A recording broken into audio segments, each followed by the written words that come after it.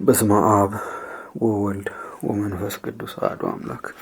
ሰኔ 16 በዚች ዕለት መልካም ሽምግልና ያለው ስም አጠራሩ የከበረ በገዳም የሚኖርና በገድል የተጠመደ አባት የላይኛው ግብፅ ሰው አባ አቡናፍር አረፈ። የዚህንም አባት ገድል የተናገረ አባ በፍኑትዮስ ነው። እርሱ ቁጥሩ ከገዳማውያን ነውና። አባ በፍኑትዮስም ወደ በረሃ ውስጥ በገባ ጊዜ አንዲት የውሃ ምንጭና አንዲት የሰሌን ዛፍ አግኝቶ በዚያ እየተጋደለ ብዙ ዘመን ኖረ። በአንዲት ዕለትም አባ በፍኑትዮስ ወደ እርሱ ሲመጣ አባ አቡናፍርን አየው። ፈርቶም ደነገጠ። የሰይጣን ምትሃት የሚያይ መስሎታልና። ይህም አባት አቡናፍር ልብስ አልነበረውም። ጸጉሩና ጽሕሙ ሥጋውን ሁሉ ይሸፍናሉ። አባ በፍኑትዮስንም በላዩ በመስቀል ምልክት አማትቦ አጽናናው። በፊቱም አቡነ ዘበሰማያትን ጸለየ። ከዚህም በኋላ አባ በፍኑትዮስ ሆይ መምጣትህ መልካም ነው አለው። ይህንንም በማለቱ ከእርሱ ፍርሃቱን አራቀለት። ከዚህም በኋላ ሁለቱም በአንድነት ጸለዩ። የእግዚአብሔርንም ገናናነት እየተነጋገሩ ተቀመጡ። ከዚህም በኋላ ወደዚህ በረሃ ከዓለም አወጣጡ እንዴት እንደሆነ በዚያም በረሃ አኗኗሩ እንዴት እንደሆነ ይነግረው ዘንድ አባ በፍኑትዮስ አባ አቡናፍርን ለመነው። አባ አቡናፍርም እንዲህ ብሎ መለሰለት። እኔ ደጋጎች እውነተኞች መነኮሳት በሚኖሩበት በአንድ ገዳም እኖር ነበረ። የገዳማውያንን ልዕልናቸውን ሲናገሩ ሲያመሰግኗቸውም ሰማሁ። እኔም ከእናንተ የሚሻሉ አሉን አልኳቸው። እነርሱም አዎን፣ እነርሱ በበረሃ የሚኖሩ በእግዚአብሔር ዘንድ የከበሩ ናቸው። እኛ ለዓለም የቀረብን ስለሆነ ብንተክዝና ብናዝን የሚያረጋጋን እናገኛለን።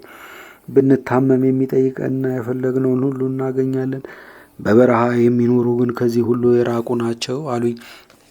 ይህንንም ነገር በሰማው ጊዜ ልቤ እንደ እሳት ነደደ። መንፈቀ ሌሊትም በሆነ ጊዜ የፈቀደውን ይመራኝ ዘንድ ወደ ክብር ባለቤት ጌታችን ተነስቼ ጸለይሁ።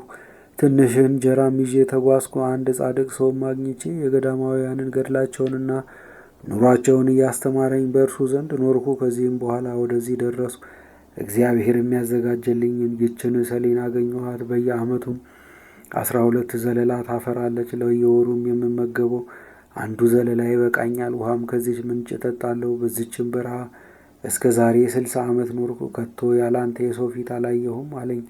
ይህንንም ሲነጋገሩ የእግዚአብሔር መልአክ ወደ እነርሱ ወረደ። ክብር ይግባውና የጌታችን ኢየሱስ ክርስቶስን ሥጋና ደም ሰጣቸው። ከዚያም በኋላ ከሰሌን ፍሬ ጥቂት ምግብ ተመገብን። ያን ጊዜም የቅዱስ አባ አቡናፍር መልኩ ተለወጠ፣ እንደ እሳትም ሆነ። በእግዚአብሔርም ፊት ተንበርክኮ ሰገደ። ለአባ በፍኑትዮስም ሰላምታ ሰጠው።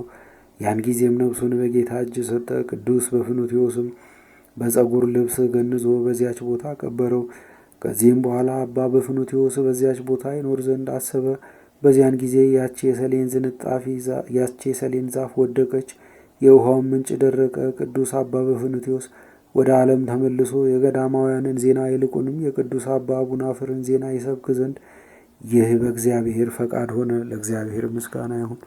እኛንም በሊህ የከበሩ ገዳማውያን ጸሎት ይማረን፣ በረከታቸውም ከእኛ ጋር ትኑር ለዘላለሙ አሜን።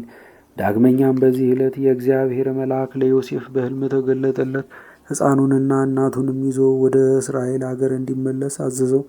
ለእግዚአብሔር ምስጋና ይሁን። እኛንም ስለ እናቱ ስለ እመቤታችን ቅድስት ድንግል ማርያም መከራና ስደት ይቅር ይበለን ለዘላለሙ አሜን።